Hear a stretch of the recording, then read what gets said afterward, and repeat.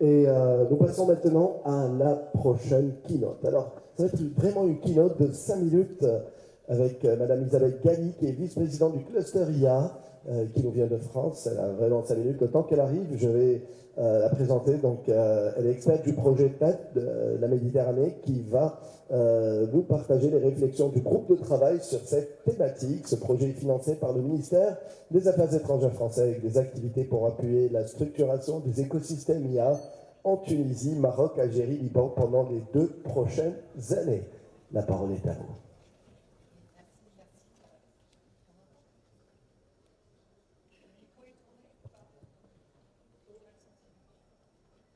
Voilà. J'essaie de pas parler trop fort. Merci d'être encore là à cette heure aussi tardive et quasiment sur l'heure du déjeuner. Donc ceci est une introduction au panel Intelligence artificielle et éducation. Nous avons, grâce à Expertise France, réuni un panel d'experts et nous avons réfléchi à cette thématique un peu particulière de l'éducation à l'ère de l'intelligence artificielle dans une région particulière qui est la Méditerranée, puisque notre région n'est pas une région comme les autres. Donc je m'appelle Isabelle Galli, je suis vice-présidente de Cluster IA, je suis ambassadrice IA dans le cadre du plan Osons l'IA, de la Direction générale des entreprises. Je suis experte en acculturation et transformation de l'IA et j'ai dirigé la maison d'intelligence artificielle pour ceux qui sont peut-être passés à Sophia Antipolis. Donc, comme je disais, la Méditerranée n'est pas une région comme une autre. C'est le berceau du savoir et de la recherche. C'est là où les mathématiques et la philosophie ont émergé. C'est depuis l'Académie antique aux universités modernes, nous avons bâti une tradition de pensée critique et de dialogue qui transcende les cultures et les langues. Et ce n'est pas seulement notre héritage, c'est aussi notre atout. En intégrant l'IA dans l'éducation, nous devons préserver cet héritage, une approche centrée sur l'humain, ancrée dans des millénaires d'échanges interculturels et de collaboration intellectuelle. Nous disposons pour le faire d'actifs considérables, une population jeune et dynamique, surtout dans le sud de la Méditerranée, avide d'innovation, des réseaux dynamiques de diaspora qui nous ont unis entre nous et qui permet cette union face au monde, des partenariats éducatifs établis qui transcendent les frontières. Tous ces atouts doivent nous permettre de développer des modèles d'enseignement, de nous redonner la capacité à faire émerger un enseignement spécifique. Mais nous devons faire face aussi à des défis importants. La fuite des cerveaux est un problème croissant pour les pays de la Méditerranée, et pas que pour les pays du Sud. Désormais, l'ensemble des pays méditerranéens sont affectés par cette fuite des cerveaux. Des infrastructures qui sont partout inexistantes, et je pense que la table ronde sur la souveraineté vous l'a montré, un accès à la technologie qui n'est pas égal entre nos pays, ni même au sein de ceux-ci, des identités culturelles qui sont remises en cause par la domination à la fois américaine et à la fois chinoise. Donc ceci ne doit pas nous faire hésiter, mais au contraire, c'est une raison pour travailler ensemble, c'est l'occasion de reprendre un leadership que nous avons peut-être perdu, et de redevenir ce berceau de l'éducation du futur. Donc les opportunités qui s'offrent à nous sont sans précédent. L'IA transforme notre façon d'enseigner et d'apprendre. Désormais, c'est moins la mémorisation qui va être mise en valeur, mais plus le raisonnement dans nos façons d'apprendre. C'est aussi pour nos enseignants la promesse de les libérer des tâches administratives pour pouvoir se concentrer sur l'humain, pour inspirer la curiosité, pour encourager la pensée critique et établir des liens significatifs entre les élèves.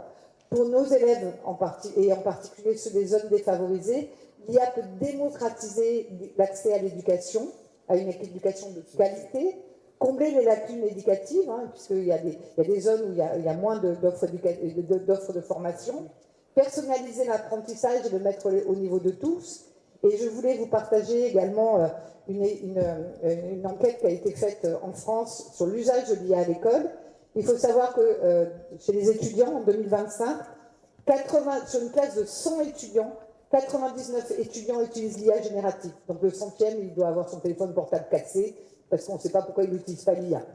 92 le font de manière régulière, 86 s'en servent dans le cadre de leurs études, et pourtant que 24 ont accès à ces outils d'intelligence artificielle via leur établissement. Ça veut dire qu'aujourd'hui, ceux qui fournissent des outils à nos étudiants ce sont des acteurs privés essentiellement.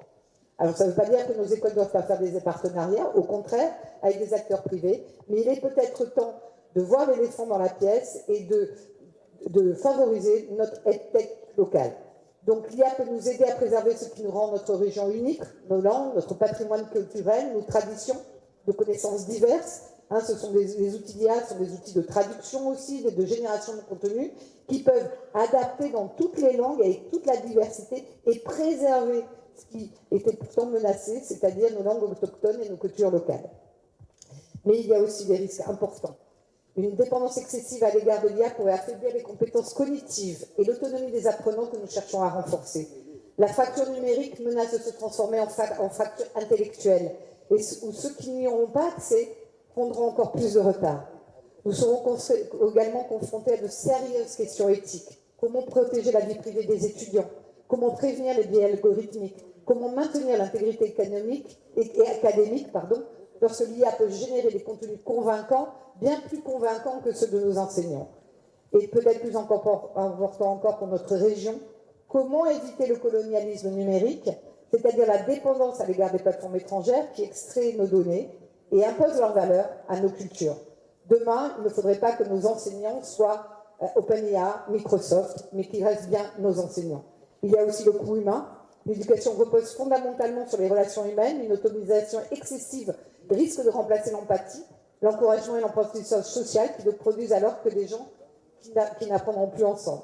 Donc, le groupe de travail a défini 4 grands principes, l'équité, l'automatisation, la souveraineté, l'éthique et les compétences essentielles.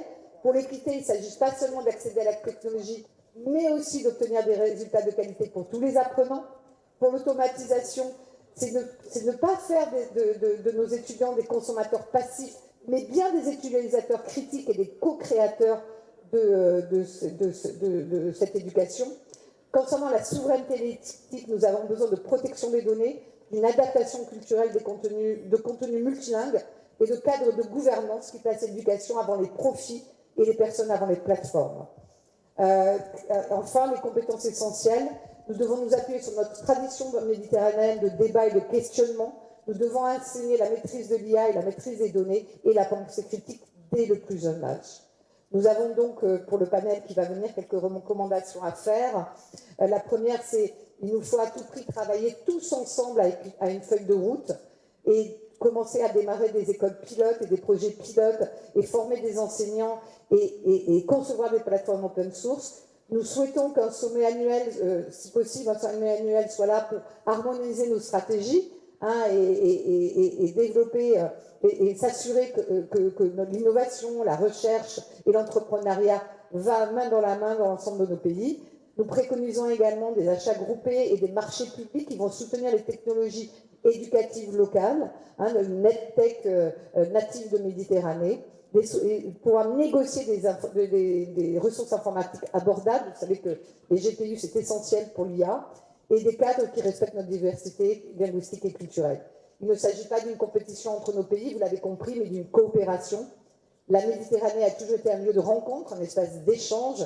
En travaillant ensemble, nous pouvons développer un modèle d'éducation à l'IA dont d'autres pays pourront s'inspirer, un modèle qui prouve que la technologie et l'humanité ne sont pas opposées, mais complémentaires. C'est aujourd'hui que nous devons décider l'avenir de l'éducation dans notre région. C'est les choix d'aujourd'hui qui feront cette orientation. Et j'espère que nous pourrons le faire ensemble avec sagesse et courage, parce qu'il faut du courage, et dans un esprit de coopération qui a toujours caractérisé la Méditerranée en son meilleur. Merci et merci à nos panélistes, peut-être de venir nous éclairer pour des réalisations concrètes de cette feuille de route.